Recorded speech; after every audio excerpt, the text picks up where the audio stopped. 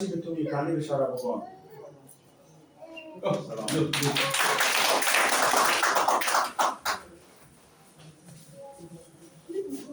দেশাত্মবোধ গান নিয়ে আসছেন